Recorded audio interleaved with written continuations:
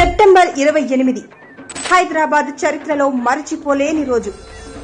116 ఏళ్ల క్రితం 1908లో ఇదే రోజున మూసీ నదిలో భారీ వరదలు అల్లకల్లోలం సృష్టించాయి. ఈ భారీ వరదలు అప్పటి హైదరాబాద్ జనాభాలోని 20% మందిని పొట్టన పెట్టుకున్నాయి. వరదల్లో సామాన్య ప్రజల ప్రాణాలు పోవడాన్ని చూసి చలించిపోయిన నిజాం ప్రభువు అలాంటి పరిస్థితి ఇంకెప్పుడు రాకూడదని సిటీ ఇంప్రూవ్మెంట్ బోర్డును ఏర్పాటు చేశాడు. ఈ బోర్డు నదీ తీరంలో ఉన్న మురికి వాడల్లోని నిరుపేదలను కాపాడే లక్ష్యంతో పనిచేసింది. నగరంలోని 14 ప్రాంతాల్లో దాదాపు 1300 ఎకరాల్లోని మురికి వాడలను ఖాళీ చేయించింది.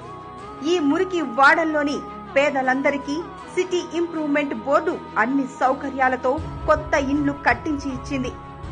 మురికి వాడల స్థానంలో సుందరమైన పార్కులు నిర్మించి మూసీ ప్రవాహానికి ఎలాంటి అడ్డు లేకుండా చేసింది. మూసీ నిర్వాసితులకు కొత్త జీవితాన్ని కల్పించి నిజాం ప్రభువు చరిత్రలో నిలిచిపోయాడు.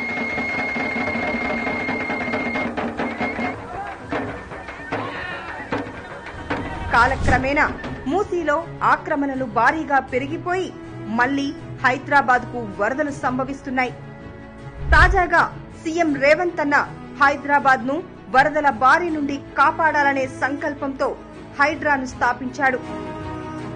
100 ఏళ్ల క్రితం సిటీ ఇంప్రూవ్మెంట్ బోర్డు చేసినట్లుగానే హైడ్రా మూసీ మురికి వాడల్లోని పేదలకు అన్ని సౌకర్యాలతో డబుల్ బెడ్రూమ్ ఇండ్లు కేటాయించి మూసీ నదిని ప్రక్షాళన చేస్తోంది.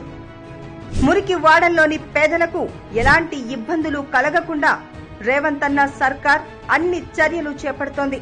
డబుల్ బెడ్రూమ్ ఇండ్లతో పాటు నిర్వాసితులకు 15 రోజుల్లోగా ఉపాధిని కల్పిస్తోంది. సిటీ ఇంప్రూవ్మెంట్ బోర్డు ఏర్పాటుకు హైడ్రా ఏర్పాటుకు 116 ఏండ్ల వ్యత్యాసం ఉంది. నిజాం ప్రభువు సీఎం రేవంత్ అన్న హైదరాబాద్ ప్రజలను వరదల నుండి కాపాడాలనే సంకల్పంతోనే ఈ 2 సంస్థలను ఏర్పాటు చేశారు. హైడ్రాతో హైదరాబాద్ ను కాపాడుతున్న సీఎం రేవంత్ అన్న చరిత్రలో నిలిచిపోవడం ఖాయం.